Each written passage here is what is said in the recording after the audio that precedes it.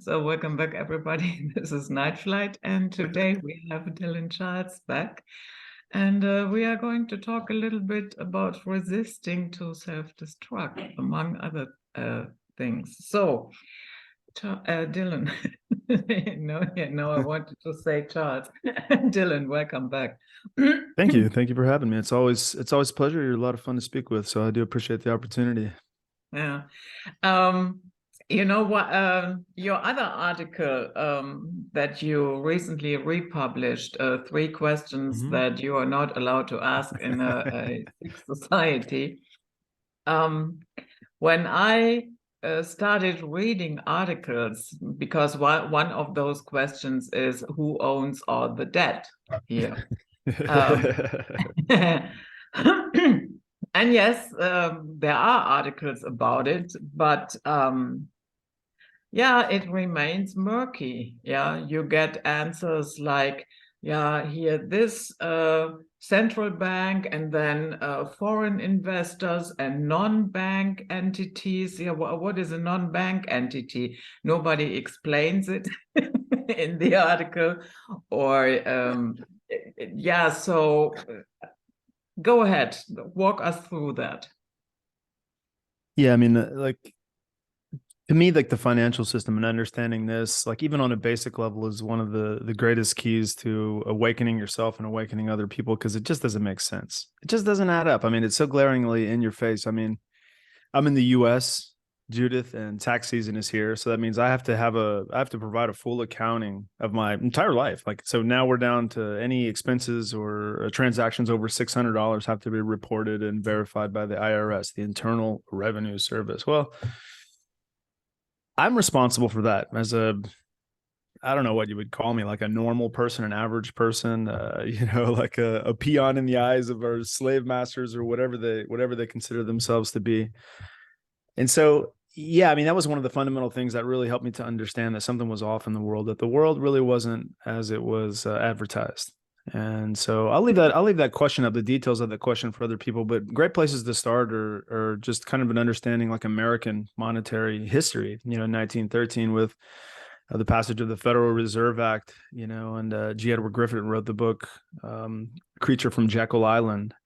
So once you look and you realize that there's been, these dark smoke-filled rooms where decisions are made behind the scenes for a long time, and that the media doesn't really report on these or cover these fairly or accurately, these people get a pass. I mean, much like what's happening right now in Davos with which group is that? It's the Davos group, right? So it's Klaus Schwab and all of those, Al Gore and all of those deal makers, right? And so they're all trying to figure out how they can execute their plan on us. So that's kind of, but it's really just another step in the aggressions really against like the individual's ability to remain sovereign and free and independent. And so it's a important components of the matrix, right? So if you look at like just the general the general outlay of how money works here, like we pay governments don't create their own money, right? Mhm. They actually borrow it from private companies that are called Federal Reserve banks or central banks or what have you. So we don't actually create money. We just borrow money at them with interest. So if you were to sit down and do the math on that, since they don't have any money, and anytime we borrow money from them, they literally just enter digits into a computer, but then we're responsible for paying them back with actual currency plus interest, you sort of realize like there's absolutely no possible way to get out of debt because you're talking about the money supply. They've only supplied us X amount of money and we're supposed to pay them back that plus interest. There's not enough money to pay back the debt. We're always in debt. The system is designed to keep us in debt. It's a greater, to increase our debt. And so that's an important thing because it creates stress in people's lives, right? It creates stress in economies. It creates limits opportunity. It steals your labor, right? So it actually steals your life force energy. So if you look at work as an opportunity to trade your labor, your physical labor, for a financial asset or something that would create stability for your family, or possibly even potentially give you the opportunity to create wealth. Well, the system is designed to work exactly in the opposite of that.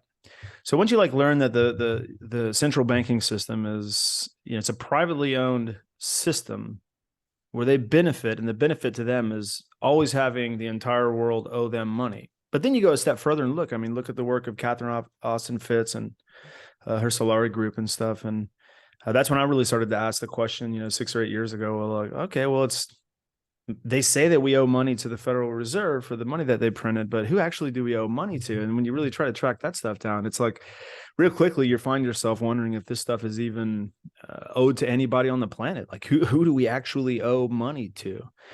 And so this is a big thing that, it's part of a whole series of systems and agencies and institutions that govern our life. But this is the 900 million pound gorilla in the room that nobody's allowed to talk about. We're always going to be in debt with the system in place. So if you're striking at the branches of liberty and trying to get policies changed in your local community, in your state, or whatever, for whatever you feel passionate about, like the root of the tyranny that we face really lies in the financial system. And so until people really see that for what it is and understand it for what it is, it's just another thing. It's another way in which we live in cognitive dissonance. We want to believe that the world is set up by altruistic people who have created a system that gives us the opportunity to experience prosperity and vitality, financial vitality and security. And it's just not that. That's just not how it goes. So those are kind of my thoughts on that. But I think all of these things, really, just to wrap that up, I think all of these things, all of the issues that you bring up, all of the issues that you see in the media, all of the issues that you see in alternative media, whether it's vaccines, whether it's the just like bombardment of 5G radiation, electromagnetic smart technology, any of these things are really part of a whole system, which really creates a constant tension in our lives. It creates a constant stress. It creates a constant feeling of second guessing ourselves, of being afraid to make a move because the risks we're unable to accurately assess the risk because of the misinformation involved. I mean, if you look at what's happening with COVID, it's 2023, so we're 2 years with the vaccines, and now like a major newspaper, the Wall Street Journal here in the United States, is reporting that maybe the campaign for booster shots has been deceptive.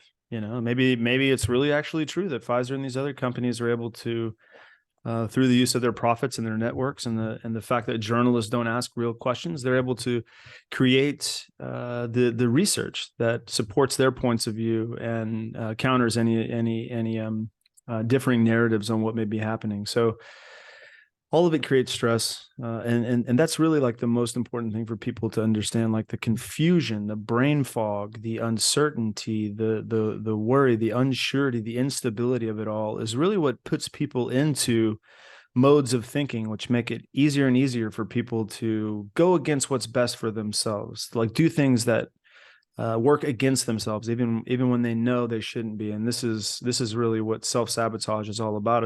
It's about being triggered into a way of feeling, a way of relating to the world where your own prosperity, your own wellness, your own health, your own sanity is less important than fitting in and making sure that everybody else approves of what you're doing and how you're living.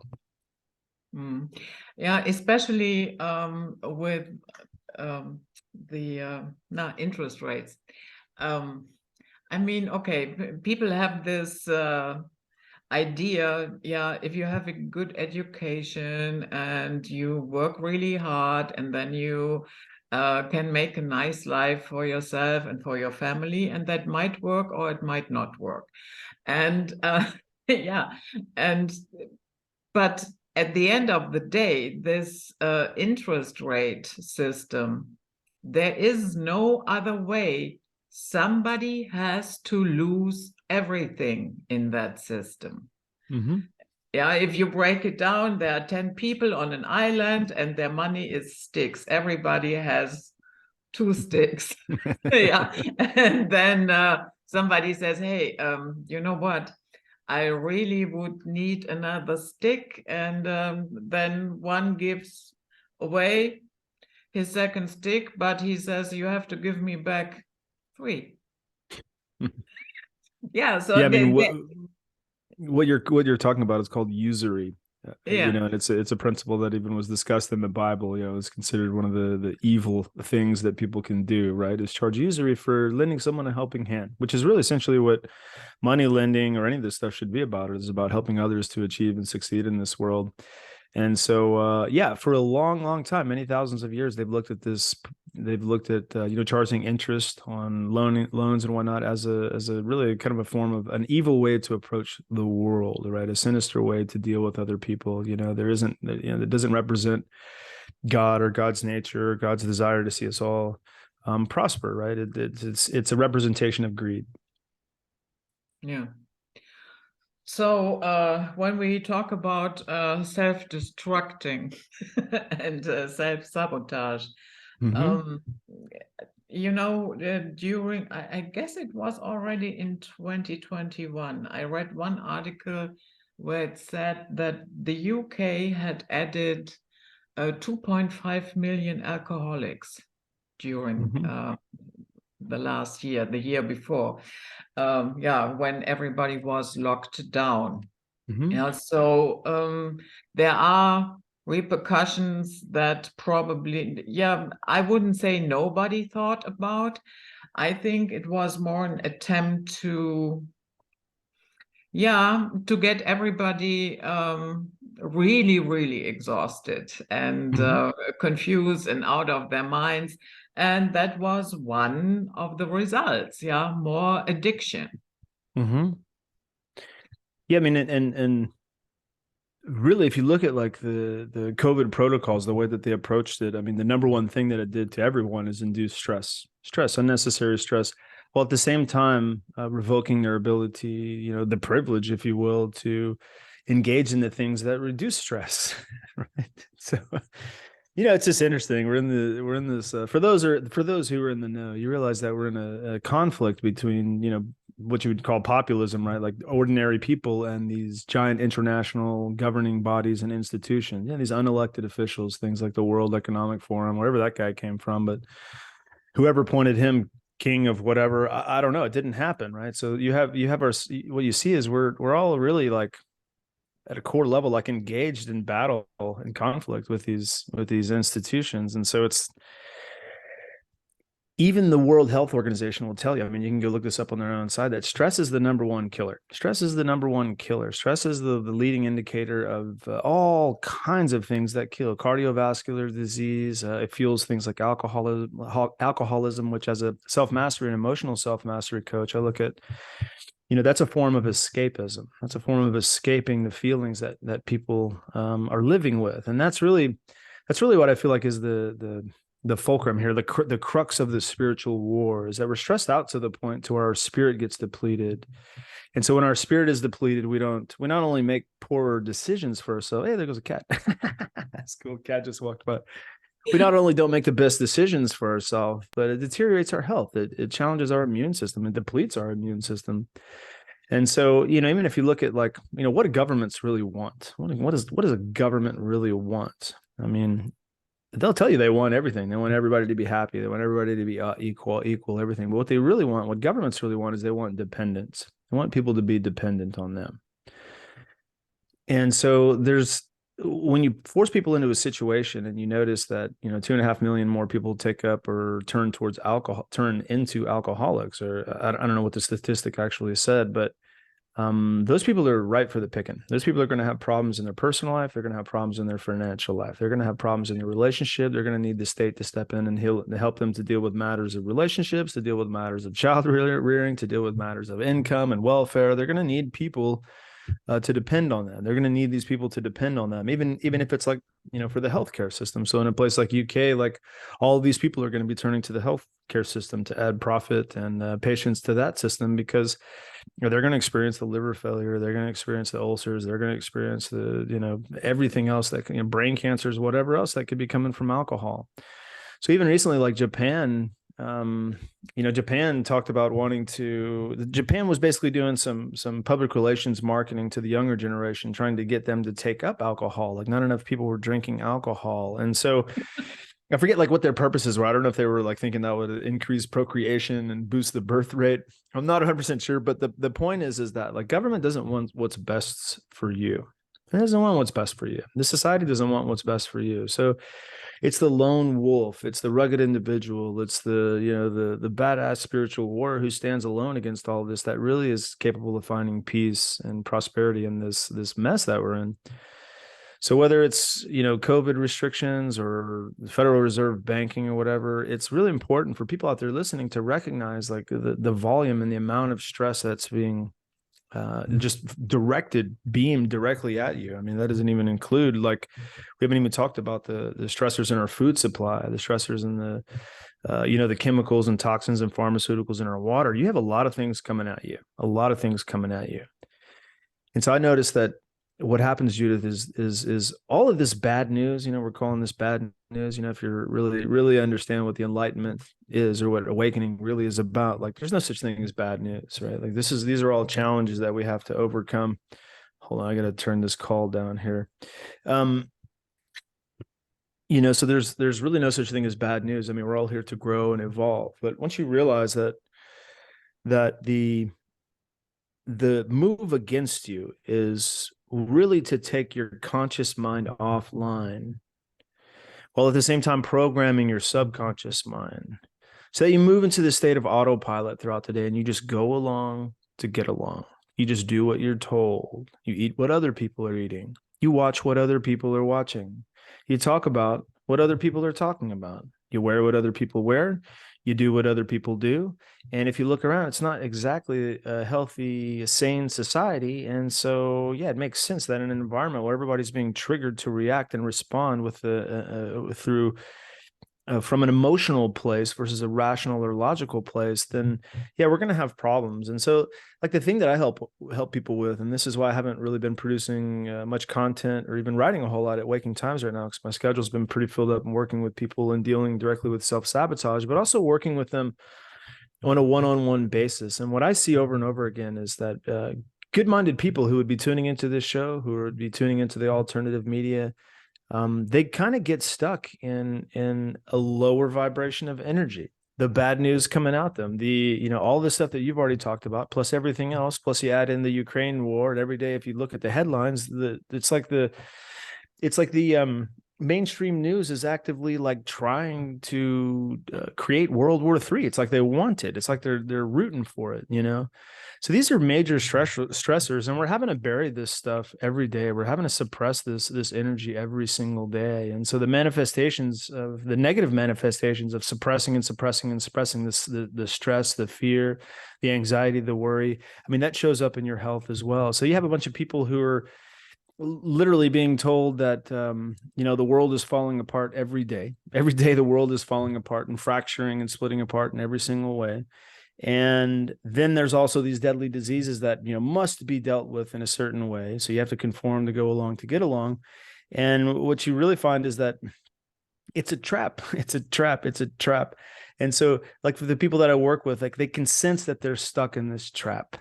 It's not a physical trap yet. There's no bars around the window. They haven't started up the 15-minute, 20-minute cities or whatever they're calling. They haven't started, keeping people, physically locked into these cities yet. But it's a trap. It's a spiritual trap. And then rather than look at that as like some etheric, esoteric, faraway thing relating to aliens or off-planet species, like, people feel this. People feel like low in spirit. And I had a conversation with a friend the other night, and he was basically saying the same things that so many of my clients were feeling right now. There's this sense of instability. There's this sense of chronic stress. There's this sense of chronic worry. And when a person feels that, they don't see the energy that they're projecting into the world. They don't even catch it. They don't recognize that they're projecting back out into the world what has been projected into them. And so the real trick, the real alchemy, the real magic for people like you and I in this day and age is to be able to be of this world and not be in it, right? To be able to understand what's going on, but not be consumed by it. Not to be able to let this stuff into your system, to have knowledge of it so you can be prepared and be aware. But then also to learn how to let go of the reactions, the effects that it has on us. And so it's so easy to just get down in this depressed anxiety, this anxiety filled, just internal tension. It's a physical feeling in the body. It's often in the solar plexus around the spleen. For some people, it moves up into the neck and around. It sort of like closes off their ability to speak for themselves, their ability to stand up for themselves, their ability to put up boundaries, their ability to really engage in self-respect. And so really, I think like self-respect is one of the most important words for 2023, because what they're asking you to do, what you're constantly being programmed and told to do, are very disrespectful things to your spirit, your soul, your mind, and your body. So interesting times. I mean, calling all spiritual warriors. We used to kick around that term. We used to write and talk about that term, many years ago at when we were really focused on waking times, and it's got a cool ring to it, right, Judith? Spiritual warrior, spiritual warrior. I don't know about you. When I hear that, I think of like some, kind of like futuristic cosmic samurai on top of Mount Fuji or on top of Mount Everest or something, like standing tall and proud with, he's got quandals and swords and nunchucks and all the weapons of noble warfare at his disposal, and he's got all the regalia and everything, and like, it's the image of somebody who is imperturbable, somebody who's unfuckwithable, somebody who is unshakable, somebody who is steady under all circumstances. I mean, that's really what a spiritual warrior is. It's not really somebody that goes out and slays this and that in order to find peace. It's someone who is standing in their own power in every moment. Not someone who's trying to force an outcome, who's trying to just like eke out an existence here, but it's someone who feels a deep connection to their own inner power and is firing on all cylinders in their life, and has the wherewithal to just flush this stuff right out of their system, because those people, like everybody I know, has other people in their life that need the best out of them, right? Like right now I have 3 kids and a wife, like they need the best out of me. Mm-hmm. Right? And I will say this too, because so much of what I talk about, I want to speak to, and so much of the work that I do with clients one-on-one really has to do with my own personal experiences. And I've really been kind of shocked to see the level, to experience, like personally feel like the level of like de-evolution into these lower states of consciousness that is possible, even for, somebody who you would, people call me enlightened. I don't know. It's like, it's kind of a ridiculous thing to say, but like, oh, you've experienced this and that or whatever.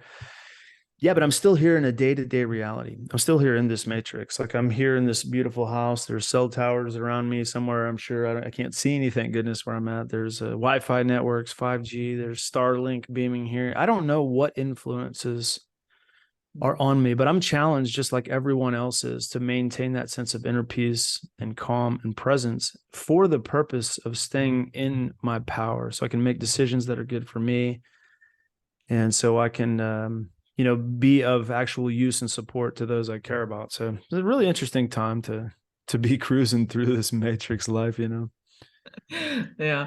I would say that a lot of people these days have really no clue how to deal with stressful thoughts, with anxiety, and how to really do that. They might resort to drugs, to alcohol, to gambling or porn or whatever it might be, all of it, just to get the mind off. And so what do you suggest when you worked with people? First of all, how do we notice that, okay, here is a very stressful thought that is clinching its claws into me, and how do we even get the awareness for that? Yeah, I think it's like the most important question, really, because what happens? There's a process that takes place within the body. There's a connection. There's a mind-body connection between the emotional body and the mind. Most people don't understand this too, but it's easy to get caught up and stuck in the mind. And I know, because I still experience it. Like I'm always letting go of this. I'm always working towards freeing myself further and further from this, but it's very real. So what happens is that the nervous system of the body, with all the stressors that we have, like it is constantly triggered into fight or flight mode. It is constantly in a stress response mode. So I think that's a really, really important place for people to start with considering that it's not about the thoughts in your head. Like that's not the source. Right? The source is the agitation in your nervous system. I've talked to a number of people, and it's like, yeah, my nervous system feels wrecked. It feels wrecked. I know what it feels like to feel wrecked. So back it down, like once you get in your head about something, again, I know this from personal experience. Once you get in your head about something, it's very, very difficult to turn off that left side of the brain and just, okay, let things go, let things go. So it helps to look at the organism as, a mind and body connection. Mm-hmm. And so if you're bombarded, if you're living in negative thought loops, stinking thinking, as we call it, if you're living in these negative dialogues, a lot of time that shows up as conversations, your imaginary conversations in your head with people that you're in conflict with, or could be in conflict with.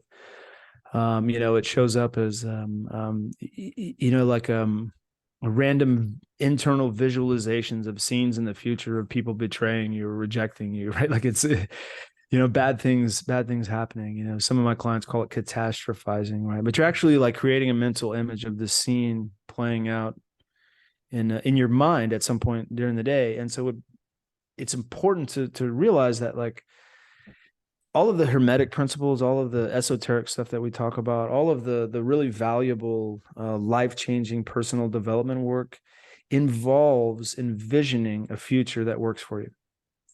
It involves using the imagination and then the connection to the emotional body to actually experience outcomes which you seek to create before you create them, so that you become an attractive mechanism that can just draw and attract these experiences into your life. Okay. But most people aren't operating that way. They're stuck in their head. I saw a funny interview with Jordan Belfort, the Wolf of Wall Street, but he was talking about that. Like, people know this. Successful people know this. I mean, it's in the book Think and Grow Rich. It's in the book The Power of the Subconscious Mind. It's in all of Florence Scovel Shinn's work.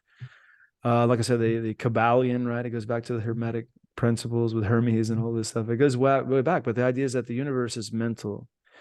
So here's what really, really just like boggles my mind. It's like, if people don't realize that the negative thoughts, the negative story, have just as much, if not more, sway on creating their future than the positive things. But the society, the environment, the fishbowl that we're swimming in is so polluted with these toxic ideas, these toxic influences, stresses, always triggering the fight or flight response within the nervous system. And so that leaves open the possibility for people literally to have thousands of times a day negative thoughts about negative outcomes, about things that they don't want in their life, about things that they don't want to see happen. And so, as Jordan Belfort said in this interview, he kind of talked about this constant. He's like, you basically, like, the mind is a magnet and it attracts whatever it is that it's seeking. And your mind seeks whatever it envisions and pictures in your mind, right? That's what the mind does. Most people think shit thoughts. And so, according to Jordan Belfort, he's like, you literally become a shit magnet. You literally are attracting the worst of things to you, and people don't realize that. And so, again, back to the source, the root, the nervous system, chronically triggered into fight or flight response. Just turn on any news station any morning, turn on the daily shows, and just see, like, the insanity, like the stuff that they poke and prod at your nervous system with, the things that you're supposed to be excited about. So you got to take care of your nervous system. I'm going to start there. Okay. So that means getting the agitators out of your nervous system. That's coffee, it's nicotine, it's the sugars. I mean, the sugars in the processed food, this stuff agitates the nervous system. It's the saccharides, it's the artificial sugars in the diet sodas, it's the aspartame. All of these substances directly impact the nervous system. So they contribute to that. So pay attention to how you feel. Do you feel like you're in fight or flight? Does it feel like your normal, like, default mode? Can you feel like the cumulative stress of being stressed out every day? If you really pay attention, you can really feel into this stuff. And what you'll realize is that there is what's the word that I like to use? I like to just say that the nervous system gets just totally fried. So the smallest thing can trigger you and set you into fight or flight. One little comment from your partner can set that mechanism off. And once that mechanism goes, I mean, we're repetitive beings. We do the same thing every day. If we let ourselves, like, it just compounds and compounds and we get carried away. So you have to nurture that peace physically first. So that involves, like, removing the stressors on your nervous system, and I go through phases where I drink coffee and when I don't drink coffee, or, whatever other stuff. I don't drink alcohol. I don't touch that stuff. But alcohol creates tremendous anxiety for people. I mean, it is literally, alcohol is like fuel for anxiety, and people don't realize that. They think it actually relaxes them and gives them a break from anxiety. Well, maybe for the half hour when you start drinking, but the next day your anxiety levels are going to go up as your body and your liver and everything like uses a whole bunch of energy to try to kick this poison out of your body. So you got the toxins out. Then you have to support the nervous system. So the best way to support the nervous system is with breathing. Everybody's heard of Wim Hof. There's the Wim Hof method. He has several methods of breathing that you could do. I'm personally I do a meditation called the microcosmic orbit that I discovered from a man named Mantak Chia. There's a book called Awakening Healing Energy Through the Tao. I believe that's the name of the Bible, but it's an energy circulating meditation. So it's a breathing meditation. These things are so beneficial. Like when you expand the lungs fully, it increases the depth of the capillaries and the space, that the amount of volume of oxygen they can absorb. And stress puts us into a shorter cycle of breathing. And so really this is one of the most important combative tools you have to dealing with stress and whatnot is breathing. So whatever breathing practice works for you, it's absolutely essential that you learn how to breathe. And then you also need to support the body with putting the right things into the body. I mean, I sort of made a pact with myself last year. I was going to really tighten up my diet and eat well for me. And I feel great, but it's a lot of lean proteins, vegetables, a lot of lean proteins, vegetables, a whole lot of water, a lot of lean proteins, vegetables. Try to keep it simple. Try to get plenty of protein a day. I work out, I get plenty of exercise, and do that too. Work out, get yourself, do those things. But then, so once all this is done, you've sort of created a foundation for the nervous system to be at peace, to be at rest. Then you have to learn how to really deal with the emotional responses that come with that. And that's really a process that I work with people on an individualized one-on-one basis. But it really is important to see that underlying all of this, when a person goes into fight or flight mode, they are triggering within themselves a particular set of negative feelings. Okay. Anxiety, worry, overwhelm, doubt, rejection, fear, abandonment, crisis. Those are some of the major ones, right? Fear, right? Those emotions have to be dealt with and separated from the mind, right? So those emotions have to be treated as something unique from the mind, so as not to influence the mind in a way that creates never-ending negative dialogue, catastrophization, creating all these negative scenarios or anything else. And so that's really one thing that I really, really focus on with my personal clients is understanding that what's really driving them is the familiar emotional response. That response is triggered by what's in the news. It's triggered by what they eat. It's triggered by how their partner reacts to them. It's triggered by looking at the bank account. It's triggered by looking at the credit card debt. It's triggered. Yeah, it's triggered by, sometimes, you can walk by a place and hear somebody say something, but it reminds you of something. Maybe they mention, Putin and Volodymyr Zelensky. And then your association with it is World War III, we're all going to be nuked and going to hell. Like, oh my God, start the cycle of fight or flight. Starts the nervous system. It creates a familiar sense, a familiar feeling within the body, and then it consumes them with a very familiar emotions, which is what I call the negative payoff, right? So what people don't realize is they're really hooked on that set of negative emotions. Like for a drug addict who's hooked on opioids or methamphetamines or any of that really terrible stuff, it gets to a point where the addiction isn't really about the high of the medicine anymore, because the medicine, or the drug, I should say, the drug doesn't have the same effect that it had when they started doing it.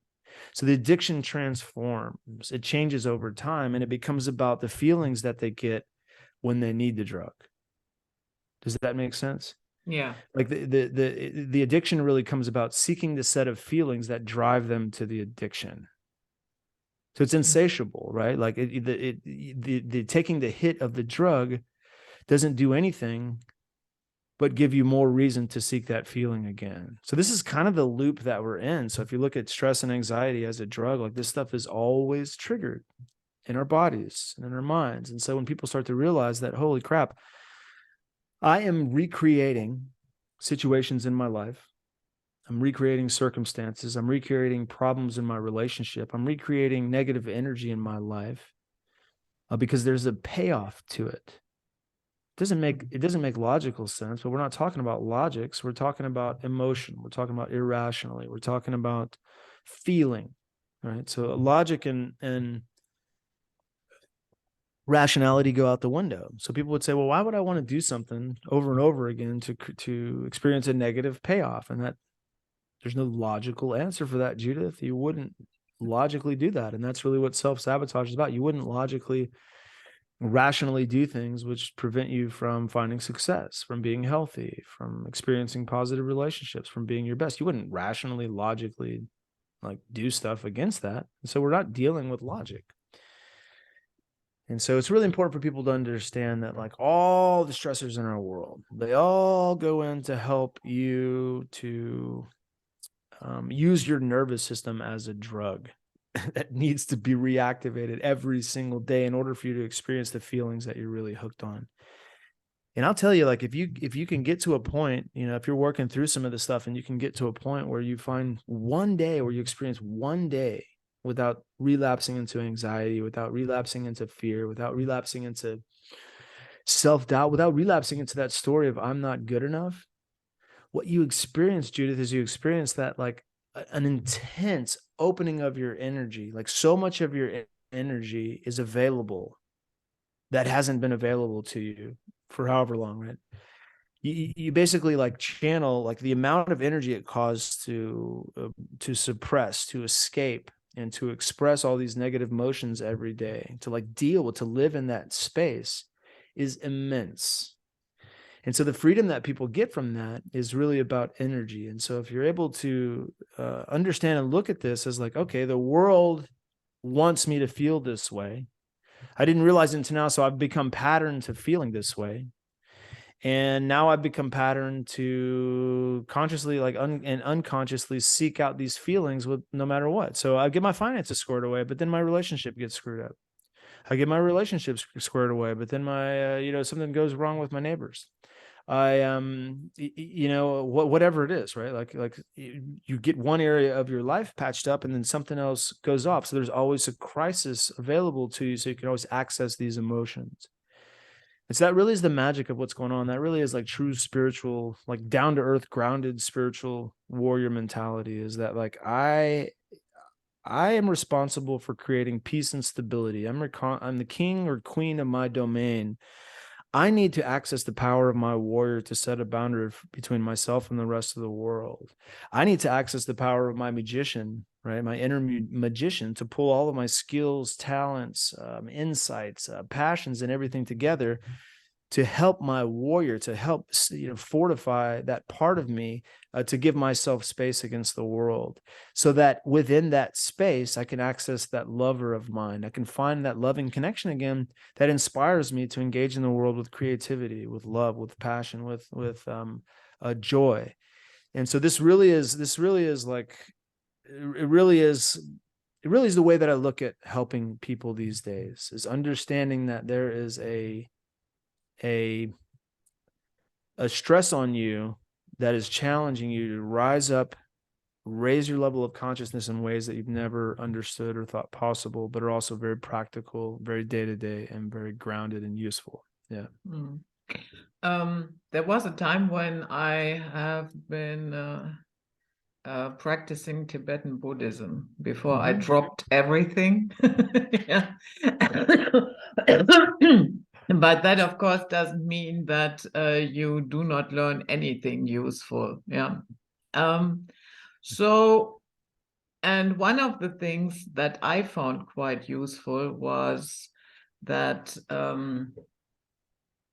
they taught you that, okay, you have, you notice that you are really in shitty mood emotionally. So now, before you pour in the drink or whatever you are going to do, why not sit down? And now there is the connection to the body. And first of all, try to locate, where is it sitting exactly? Absolutely. That feeling? Is it in my stomach? Is the heart area feeling tight? Is it in my throat? Is it more in my back, or whatever wherever that is, try to locate it where you feel really, really tense in that moment. And then once you have located it, try to relax and start breathing into it.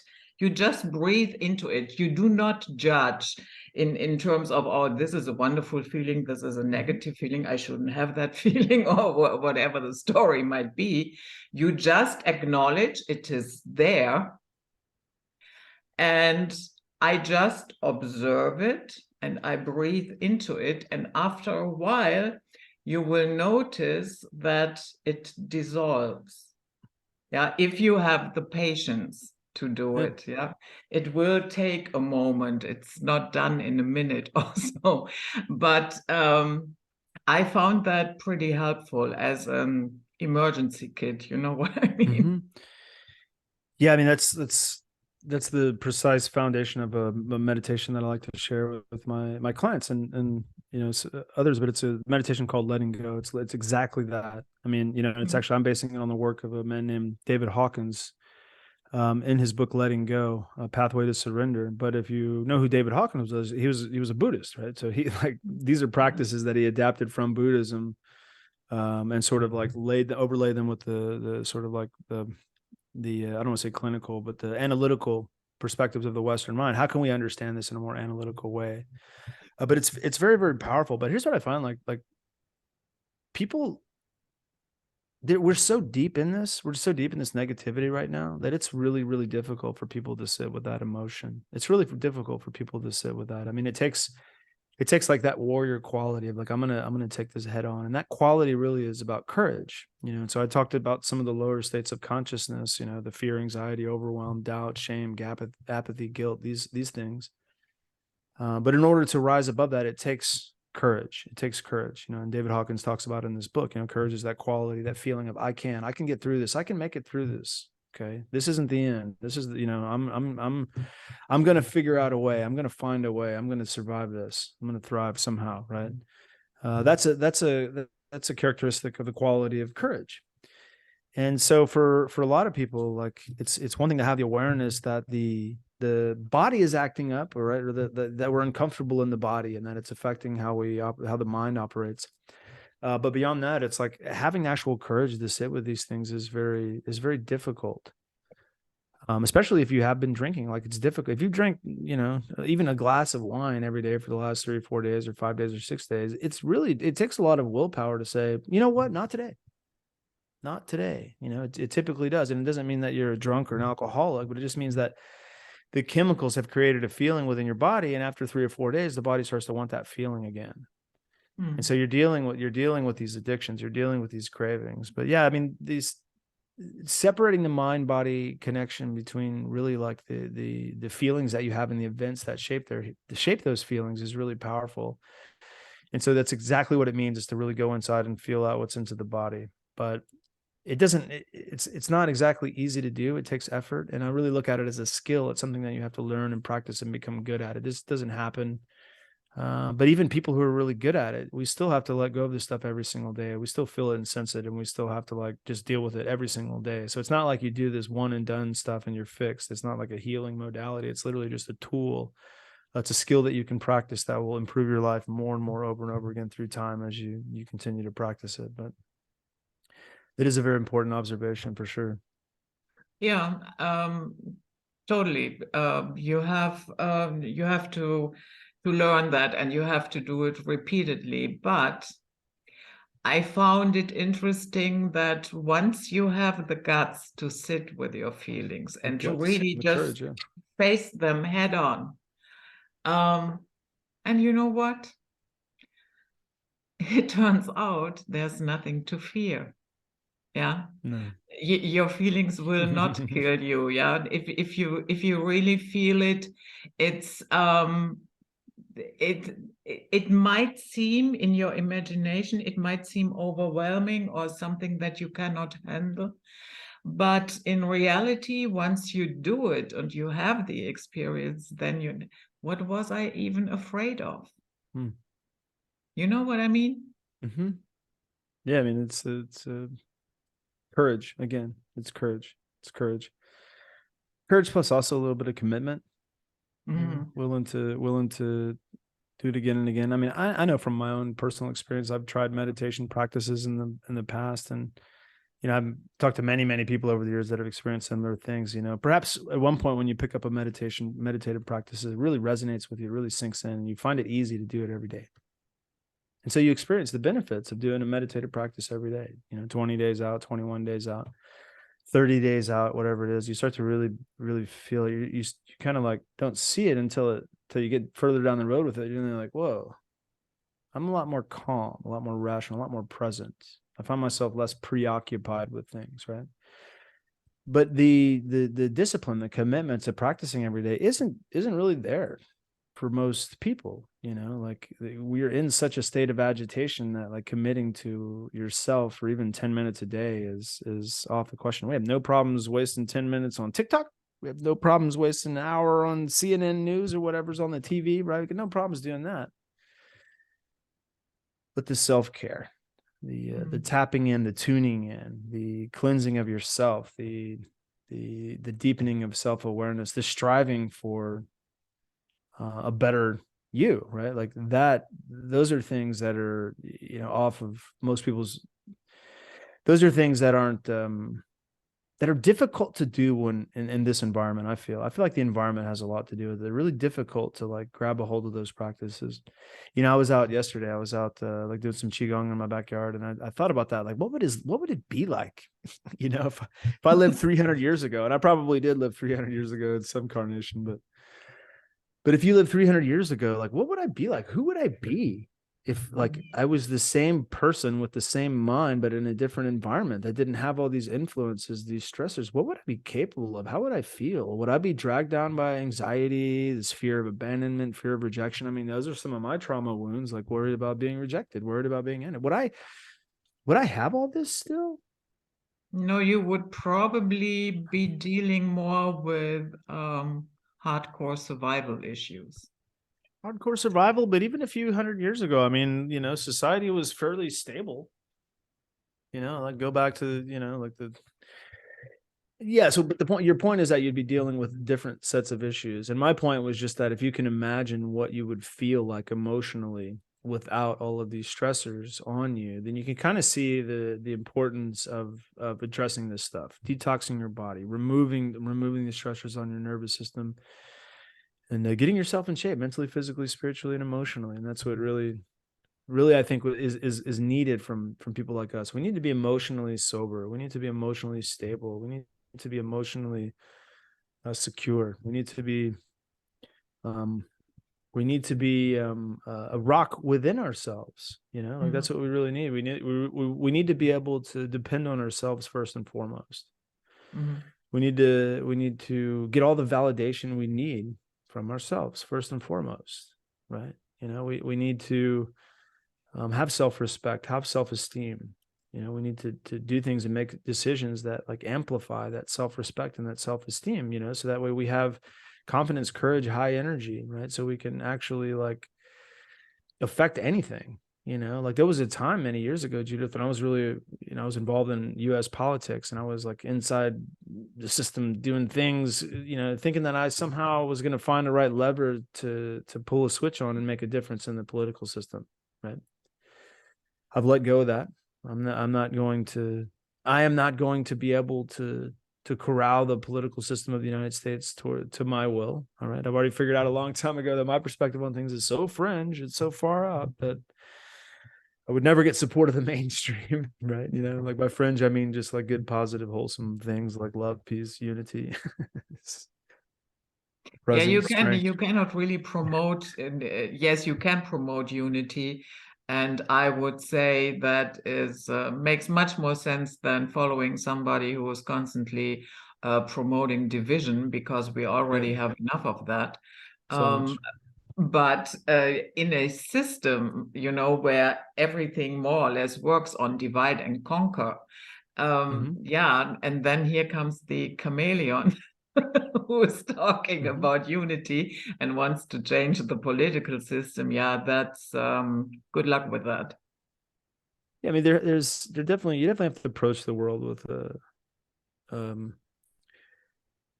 the honest recognition that people aren't doing well. Okay. People aren't doing well. They're just barely holding it together. People are heavily under the influence of mind control, trauma-based mind control, psychological operations. Just like the depth of it is so, it's so heavy, it's so dark, it's all there. So you have to really, you have to realize that, like, for a person to be able to stand in peace within themselves is an achievement, it's an accomplishment, but it's the most valuable thing that you can do for yourself, or really for the whole world that you've created for yourself, because without that, you're literally just participating in the, I call it the Fuster Clock backwards. I like to say Fuster Clock, the Fuster Clock of what's going on. And that's really like what's really going on, man. If you sit almost anybody down and you get an opportunity to see what's really going on inside their mind and their heart, you realize just how good people are at faking it. They're so good at faking it. Oh my God. People are so good at pretending like everything's okay, but putting on a good show. You know, if I perform well here, then everybody will think everything's going on well within me, you know. And what you really find is that, like, you know, the probably 80-85% of people on the planet on a day-to-day basis are living in these really low states of emotion and just doing their dead level best to make it seem like they're okay. Mm-hmm. You know, and so we're in that space. Yeah, that's really what's happening right now. So like, anybody that can find peace, power to you. I mean, that's really what my work is. I sign off a lot with that, peace and power, you know, or relaxed power. You can't produce results for yourself in an agitated body. No. You can't produce results for yourself when your mind is preoccupied with whatever buffet of negativity is on the plate for the day. Maybe you got your head wrapped around a food crisis or inflation, you know, maybe you got your head stuck in a relationship issue, or, you know, maybe you saw some employment numbers and are freaked out about that. You know, it's like, it's always going to be something. Yeah. It's always going to be something if you let it. Everything is something. Everything is nothing until you make it something. Yeah. And even if you are, let's say you are really in a crisis or whatever it might be, financial situation or whatever, the calmer you can stay, the better you will go through that. If you act like a headless chicken, you know, the mess will get bigger and bigger and bigger because you cannot make good decisions. Yeah. But when you manage to stay calm, there will come a way where you can say, oh, okay, that makes sense. I will navigate that like this. And yeah, maybe along the way you have to make some adjustments, but the overall feeling of headless chicken, that is gone. And yeah, that is much headless more helpful chicken than anything else. I like that, headless chicken. I'm going to use that. I'm going to steal that one from you, Judith. But yeah, I mean, and let me just finish by saying this, like, to experience 1 day, 2 days, 3 days in a row of not having these negative feelings, and it's and not due to the fact that you found some technique or you found some other drug that's going to give you, you know, some other drug or substance or plant or something that's going to give you a reprieve from these, you know, so it's going to relax you. Not because somebody told you what to do, not because you heard a podcast or even anything like this, but because you tapped into your own power.